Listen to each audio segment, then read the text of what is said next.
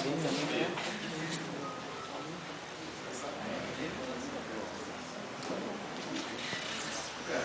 Que é isso aí? Você filmando o saco de maluco? Ah, tá, velho. Ah, tá. Mister. Paulo é o Paulo, velho.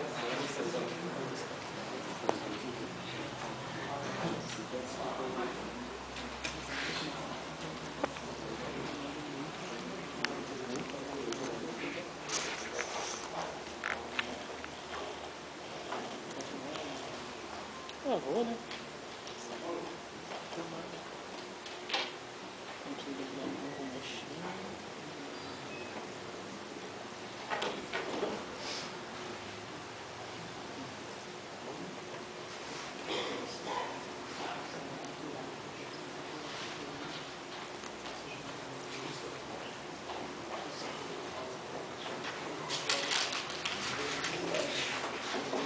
Eu comi um negocinho com zoom agora.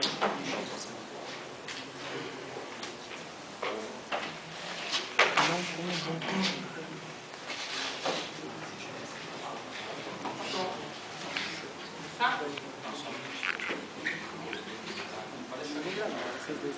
A minha é muito ruim. Só tem zoom?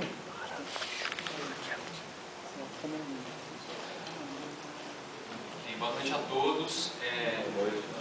Agora a gente vai assistir a apresentação do aluno Paulo, vai falar um pouco sobre jogos, sobre frameworks e ferramentas para desenvolvimento em HTML5. Tá? Paulo, você tem de 15 a 20 minutos para apresentar. Muito obrigado. Bem, boa noite. Boa noite. O tema, então não preciso falar disso.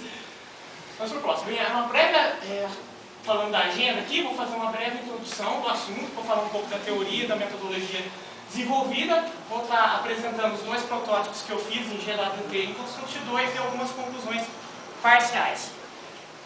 Bem, falando da introdução, como é de conhecimento público, a internet surgiu para fins militares, né, os militares americanos, depois evoluiu, começou a ser utilizado como meio de comunicação entre alguns centros americanos e universidades.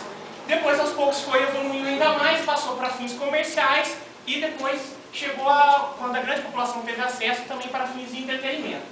Como entretenimento, não demorou para surgir os primeiros jogos para os navegadores. Entretanto, na época, os navegadores eram muito rudimentares e também despadronizados. Para poder criar os jogos, então, se desenvolveu os plugins. O que é um plugin? Plugin é um programa instalado no computador para executar algo que o navegador não consegue sozinho. Então, quando o usuário ia abrir o jogo, o navegador chamava esse outro programa, que era o plugin, para estar executando o jogo. Falando agora da motivação, segundo Prince, Roger e Sharper, que são autoras do livro Design de Interação de 2005, a instalação ou mesmo a execução de appets ou plugins é algo que gera grande frustração no usuário. Então vamos pegar no caso um exemplo que é de jogo. O usuário quer acessar o jogo, ele abre a página e a hora que ele abre ele se depara com um erro. Então ele vai ter que entrar no site do fabricante do plugin, localizar a versão do sistema operacional para o navegador, 32, 64 bits, ou seja, ele perde muito tempo, ele perde conexão de banda para a internet, isso gera uma grande frustração. Isso fez com que os desenvolvedores começassem um movimento de abolição do uso de plugins. E esse movimento ganhou força com a decisão da Apple em não usar o plugin Flash, que é o principal do mercado, que é produzido pela Adobe em seus produtos, né? A Apple alegou falhas de segurança, diminuição da durabilidade de bateria, falhas com telas touchscreen e algumas outras falhas até que eu estou abordando no trabalho. Então, qual que é o meu objetivo? O objetivo é investigar o uso de frameworks e ferramentas para desenvolvimento de jogos com JavaScript e HTML5. Por que o JavaScript e HTML5? Porque eles rodam direto no navegador. Não há necessidade de nenhum programa adicional. Depois eu vou estar fazendo a elaboração de um estudo comparativo entre as ferramentas abordadas. Então eu vou abordar algumas ferramentas para desenvolvimento de jogos com JavaScript e HTML5. Vou fazer um estudo comparativo, vou definir duas ferramentas para estar desenvolvendo o protótipo e vou desenvolver e comparar como é que foi o desenvolvimento nas duas. Falando agora um pouquinho da história dos jogos, o primeiro jogo foi apresentado, né, foi o Tênis para 2, ele foi em 18 de outubro de 58. Ele era um jogo muito simples, rodava numa máquina analógica, não era nem digital ainda. Ela foi feita por um laboratório americano. Ele nunca foi publicamente distribuído, ele ficava só no laboratório. Quem teve acesso a ele foram só alguns poucos visitantes do laboratório. O primeiro jogo publicamente distribuído foi o Spaceware, que foi criado pelo MIT, um instituto também americano. Ele era um jogo onde cada jogador controlava uma nave e o objetivo era, obviamente, destruir a do adversário e tinha um ponto gravitacional que interagia no jogo. Na década de 70, são criados fliperamas, são casas de máquinas com jogos eletrônicos que arrastavam multidões. Em 72, a empresa Magnavox criou o Odyssey 100, está na imagem abaixo aqui. O Odyssey 100 foi considerado a primeira máquina de jogos domiciliar. Até então, só era possível jogar nas casas de fliperamas. Né? Ele era conectado à TV e vinha com 12 jogos. Na década de 80, a Nintendo lançou o NES, o Nintendo Entertainment System, com os famosos personagens Mario e Zelda, que venderam mais de 60 milhões de unidades. Aqui tem uma imagem do NES acima e a capa original do primeiro Mario e do primeiro Zelda, que era para esse videogame. Falando agora das ferramentas que eu abordei 4 ferramentas para desenvolvimento de jogos com HTML5 e JavaScript. No caso, a primeira foi a Keabara. Ela é um conjunto de bibliotecas para desenvolvimento de jogos no estilo 8 a 16 bits. 8 a 16 bits, para quem não sabe, são jogos do estilo arcade, são jogos mais clássicos, por exemplo, o do NES, com gráficos parecidos com o do NES. Ela utiliza JavaScript e HTML5. Aqui abaixo tem uma imagem do jogo Akiba Iro, que foi construído com essa ferramenta. O Canvas, né, que é uma ferramenta web para desenvolvimento de jogos 2D e 2.5D. O 2.5D é um pseudo 3D, como quando você desenha um cubo numa lousa, que dá a ilusão de uma imagem 3D. Ela foi construída em cima do elemento Canvas e utiliza HTML5, CSS e JavaScript. Na imagem abaixo, aqui tem a interface web dela, ela roda localmente no navegador. Aqui no caso o desenvolvedor está fazendo o cenário, mas ela é uma ferramenta completa e faz todas as etapas do jogo. O Google Web Toolkit, GWT, né, que é um framework criado pela Google. Né, esse framework, com ele você pode criar códigos em Java, que depois serão traduzidos para JavaScript e HTML5 de modo otimizado para cada navegador. Então, como é que funciona o GWT? Ele é um framework que vai estar sendo incorporado a uma ideia de desenvolvimento Java. Só aí você já tem duas grandes vantagens, como a vantagem de trabalhar com Java, que já é 100% orientado a objeto. Então você tem herança, você tem o polimorfismo, e a vantagem de estar trabalhando com uma IDE.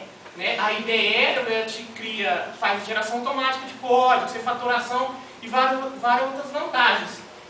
Isso de maneira otimizada para cada navegador, ou seja, o framework só necessita que o navegador tenha suporte HTML5. Uma vez que ele tenha suporte HTML5, independente da versão, do sistema operacional que ele esteja instalado, ele vai gerar o código para todas as versões que estão disponíveis para ele.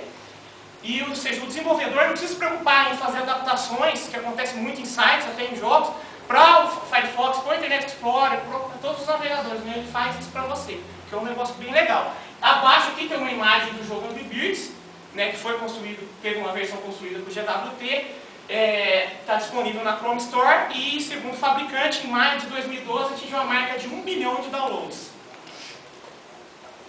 O Construct 2, né, que é uma ideia gráfica proprietária da empresa CIA, entretanto ela possui uma versão gratuita, que foi a que eu utilizei. Ela cria jogos HTML5 com JavaScript através de um ambiente gráfico de desenvolvimento. Então, como é que essa ferramenta funciona? Ela tem um conjunto de menus, assistentes e telas, onde você vai construindo os objetos do jogo, você vai construindo todos os eventos e tudo mais, e a hora que você executa, ela gera um código HTML5 e JavaScript para o navegador. Aqui tem uma imagem do jogo Space Blaster, que foi desenvolvido com essa ferramenta. Bem, aqui tem uma tabela comparando algumas características principais dessas 4 ferramentas que eu abordei. Tem a comparação mais aprofundada no trabalho. Todas têm suporte HTML5. A Construct 2 é a única que não é open source, né? As demais são. Em termos de IDE gráfico ou alguma interface gráfica, você já tem isso nativo. E o Construct 2 vem com um conjunto de comportamentos, eventos e ações que podem ser reutilizados em todas as fases do jogo. Em termos de suporte, material, tutorial que ensina a usar a ferramenta, o destaque fica com o Construct 2, porque tem a maior quantidade, isso em várias línguas, inclusive o português. Uma vez definido, esqueci de falar aqui, com base nesses dados aqui, eu defini o GWT e o Construct 2 como ferramenta para estar fazendo o protótipo.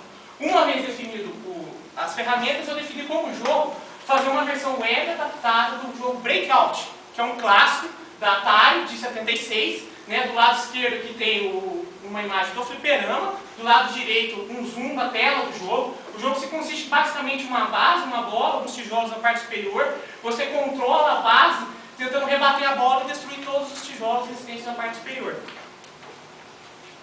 Bem, falando da metodologia, como foi feito o trabalho, inicialmente eu fiz o download dessas duas ferramentas. Uma vez feito o download, o trabalho quebrou em duas vertentes, uma para o GWT, a outra para o Construct 2. No GWT eu fiz a instalação da SDK e do plugin no Eclipse, que é a ferramenta oficial recomendada pela Google, e a instalação do Construct 2. O processo de instalação é muito simples, né? Depois eu fiz o desenvolvimento nas duas, né? Fiz parte do desenvolvimento agora, vou terminar para a defesa, e o estudo comparativo de algumas características que eu pude observar durante o desenvolvimento. O desenvolvimento do GWT. Então, inicialmente, eu fiz a criação do objeto Canvas para a tela. Então, o framework vem com o objeto Canvas. Nele, você cria a tela do jogo e essa tela ela é dinâmica. O framework tenta, conforme a resolução do monitor, deixar o jogo visualmente agradável, independente da resolução.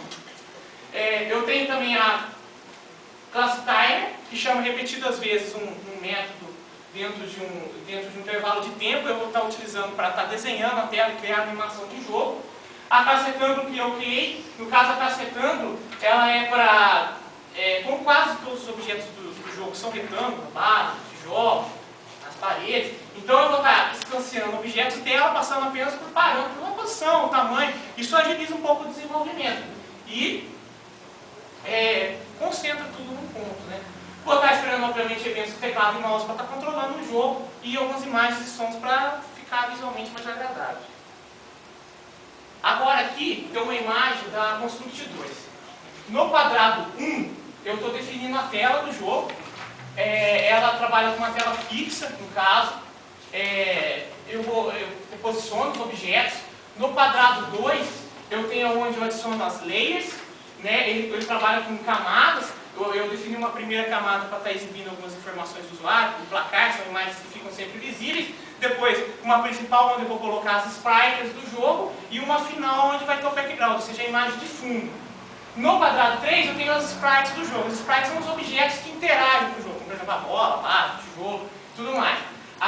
No quadrado 4, eu tenho a tela de comportamentos. Então o Construct 2 vem com um conjunto de comportamentos pré-definidos que eu posso adicionar para as minhas sprites.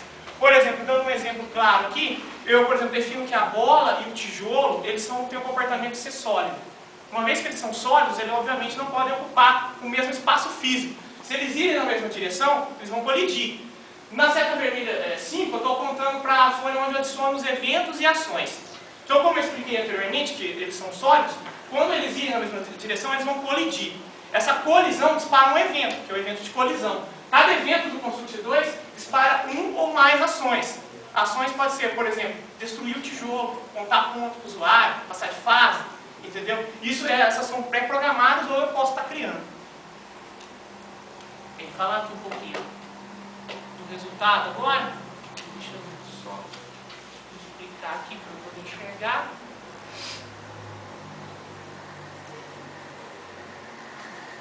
Vou mostrar primeiro no Google Toolkit.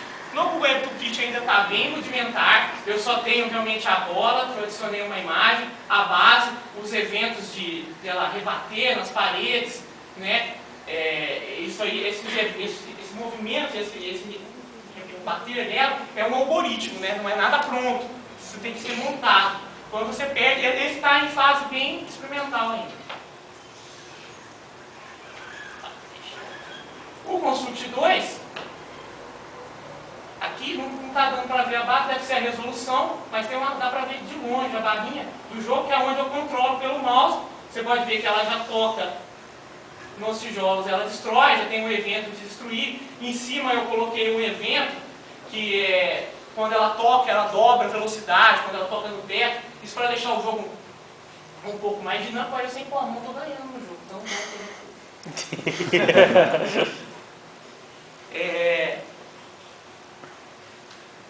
vamos voltar aqui.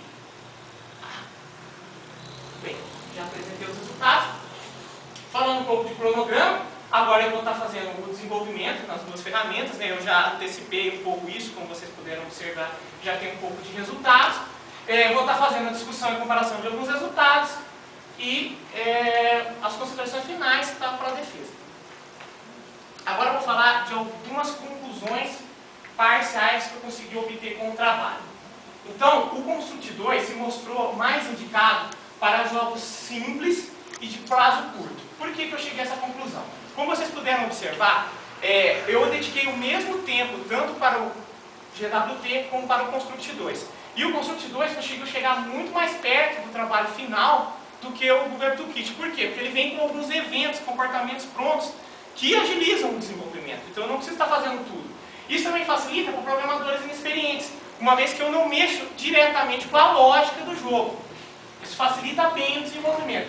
Já o GWT é mais indicado para jogos grandes, que ele tem uma maior organização. Como vocês puderam ver, eu posso criar classes, onde eu deixo toda a lógica daquele objeto dentro daquela classe. Por exemplo, na retângulo fica toda a colisão, todos os eventos de destruição. Essa classe eu posso ainda aproveitar em todo o meu jogo e posso até aproveitar em outros jogos, se eu utilizar alguma coisa parecida.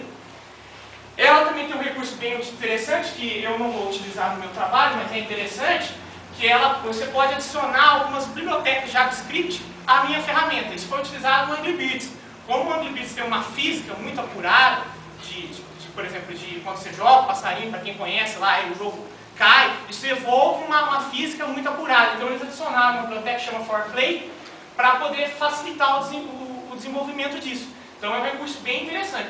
E tem a questão, obviamente, da compatibilidade nativa dele. Então, uma vez que o navegador seja compatível com HTML5, independente se ele é Firefox, se é Chrome ou o que seja, ele vai ter uma renderização do jogo adequada. Eu não preciso preocupar em ficar fazendo hacks, né, os famosos hacks, para cada navegador. Isso também, ele também, nisso, consegue ganhar agilidade na hora de eu acessar o jogo.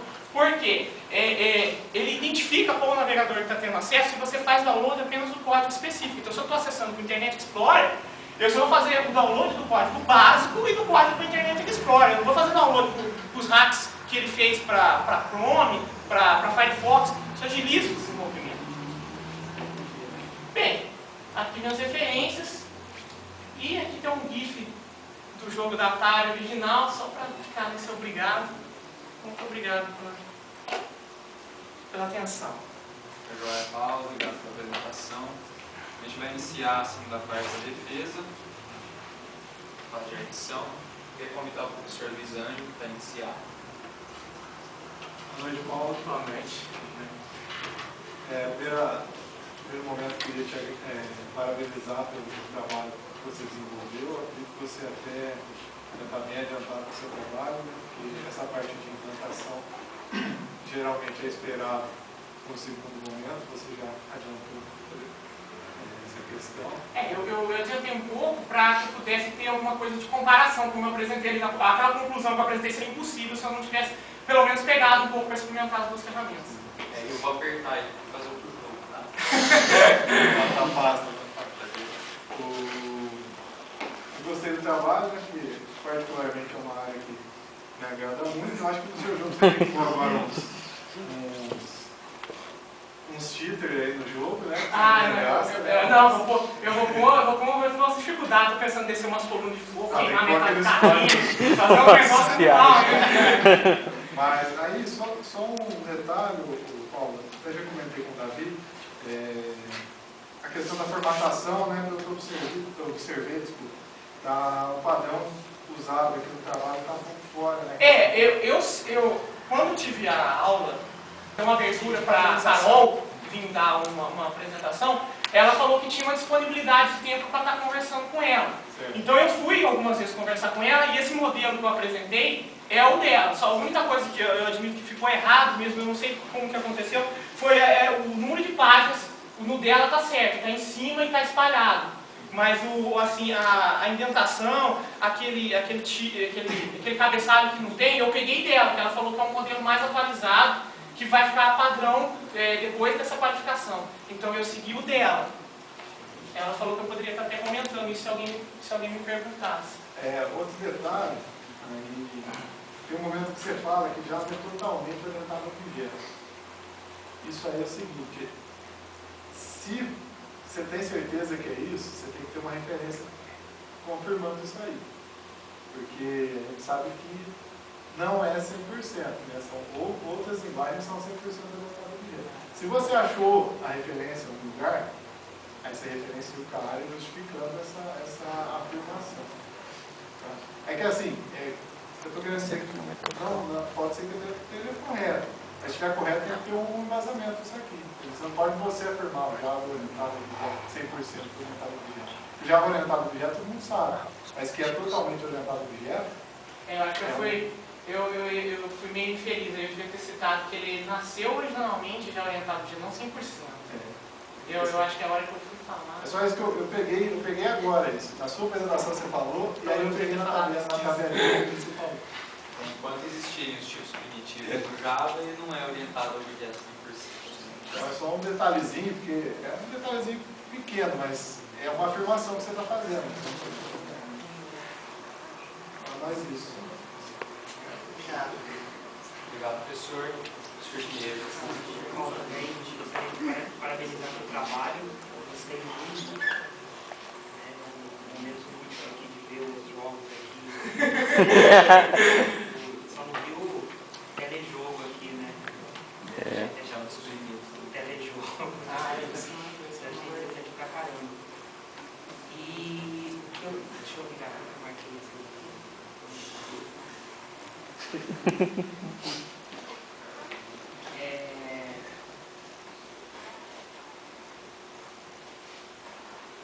Eu achei uma falta aqui, quando estava olhando o seu trabalho,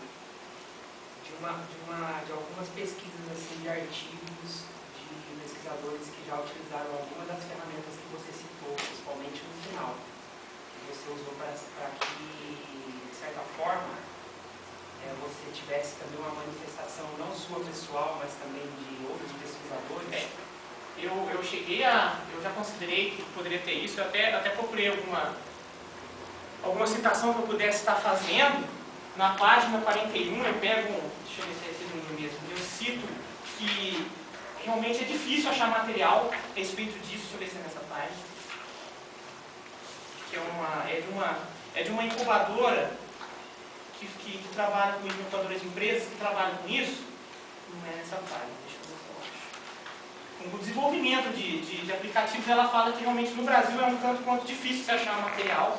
Realmente eu tive essa dificuldade de achar um estudo comparativo com as duas ferramentas, ou que seja de uma ferramenta só, falando algumas características. Eu não vou, deixa eu ver se eu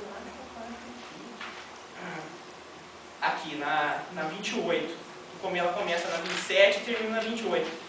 No finalzinho aqui eu falo que uma outra dificuldade no Brasil é achar material, principalmente econômico. No trabalho eu coloquei alguns, mas eu queria um negócio mais novo, eu até acabei citando de 2008, algumas coisas, porque realmente tem uma dificuldade de você achar um trabalho sério, avaliando, por exemplo, eu queria qual que está, por exemplo, aqui no gráfico meu, onde eu cito desenvolvimento para web, desenvolvimento para console, para celular, esses tipos de jogos, eu queria um dado mais atualizado. Também o orientador me avisou referente a isso e eu realmente não consegui, bati muito em cima disso e realmente não consegui localizar dados.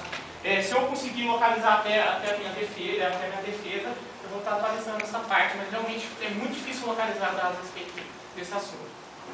Até porque o HTML5 é muito novo. Né? Até de pessoas que, por exemplo, já desenvolveu algum jogo, que ferramenta que ela utilizou, por exemplo, em HTML5. Mesmo que não for um trabalho acadêmico, às vezes citações de revista da área também é interessante, porque você tem um trabalho acadêmico publicado, ou uma monografia, ou um trabalho de pode citar um artigo. Às vezes, quando lança uma nova ferramenta, a revista vai lá, ou nem se for no Brasil, mas no local. Então, você pode dizer, no país. Aí você pode usar, né? Só complementando, encontrar material sobre desenvolvimento de jogo acadêmico é muito difícil, porque como é um negócio muito indústria, né? Quem estuda desenvolvimento de jogos não está muito preocupado com o desenvolvimento, mas está preocupado com o que é o jogo, né? Quais as implicações psicológicas do jogo em determinada pessoa, né? Então, existe mesmo essa dificuldade tremenda aí, mas agora precisa melhorar, precisa tentar achar, né? Aí, uma coisa que eu não sei se eu posso estar pecando, desculpa, mas do meu ponto de vista,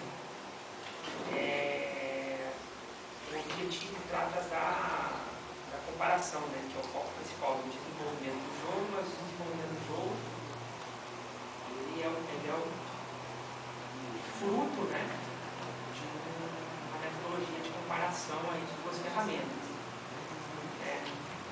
E durante aqui o conhecimento apresentado para chegar nessa comparação, não sei se eu estou enganado, mas os tipos de jogos, RPG, de primeira pessoa, foi basicamente para chegar no jogo escolhido que é do tipo casual. Casual.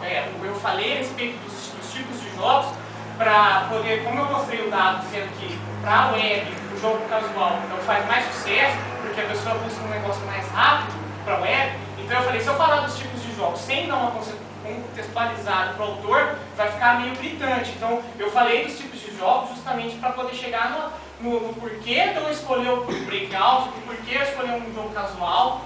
Então eu citei mais por causa disso. A comparação em si, que é o objetivo do trabalho, eu apresentei um pouco naquelas tabelas, em algumas outras características eu citei no trabalho e tudo mais. E aquela conclusão, dizendo que, por exemplo, a conclusão que por ter ferramentas prontas no Construct 2, por exemplo, ele é mais rápido, mais indicado para quem tem um prazo curto. Entendeu? E por exemplo, o WebToolKit, ele não deu tempo de eu colocar aí, mas porque eu ia fazer um texto mais bonito, mas ele também permite uma maior personalização, né? Uma vez que eu faço um código, um algoritmo mesmo, todo o jogo, eu não utilizo eventos prontos, eu tenho uma personalização que é praticamente impossível alguém ter algum jogo parecido com o meu. Por isso que eu tento muito copiar, né?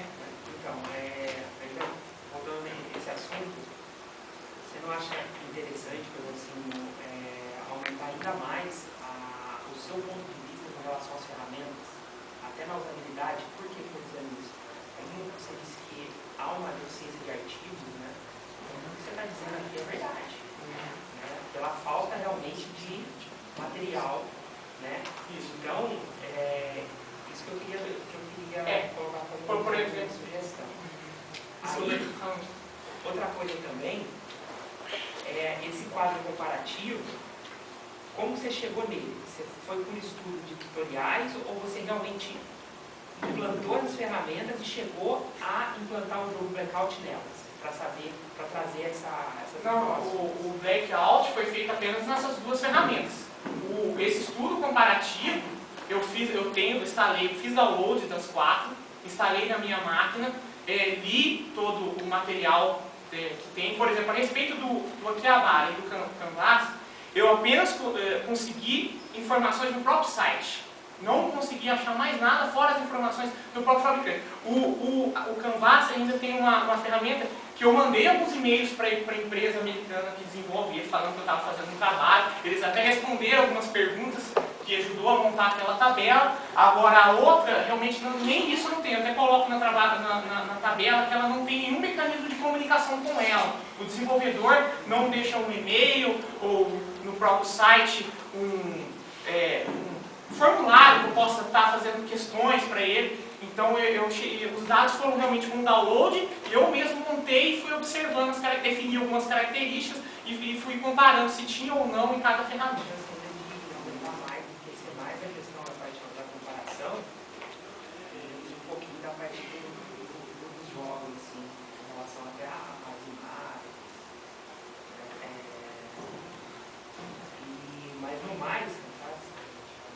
show de bola. Gostei muito mesmo. E tá de parabéns. O seu trabalho está quase completo, né? Está pronto para defender. A empresa já está preparada já. Obrigado. Eu agradeço. Pessoal, alguém da plateia gostaria de fazer alguma pergunta?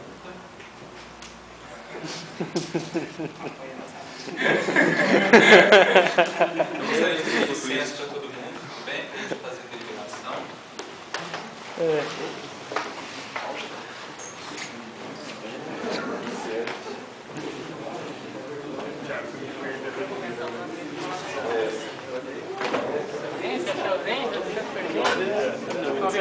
O exemplo do Paulão. Ficou nervoso, Paulo? Paulo, ficou nervoso? Na hora que comecei a apresentar, passou tudo. Ah, beleza. Esse não é parte, passa, né? Game over. Tô brincando. Game over. Não. A gente conversou aqui, tá? A gente identificou então, os problemas que ainda tem na escrita. A gente vai trabalhar nisso para a gente melhorar para a defesa. Você vai terminar o protótipo do GWT, só que não fique contente que você vai fazer outro jogo. Né? Então, para a defesa, a gente vai ter que ter pelo menos uns 2 jogos funcionando para a gente poder melhorar esse estudo, porque ele ainda está muito cru. Né? Vai tentar melhorar as referências também. Tá bom? A nota final foi 8,5. Tá joia? Então, você está aprovado. Tudo bem?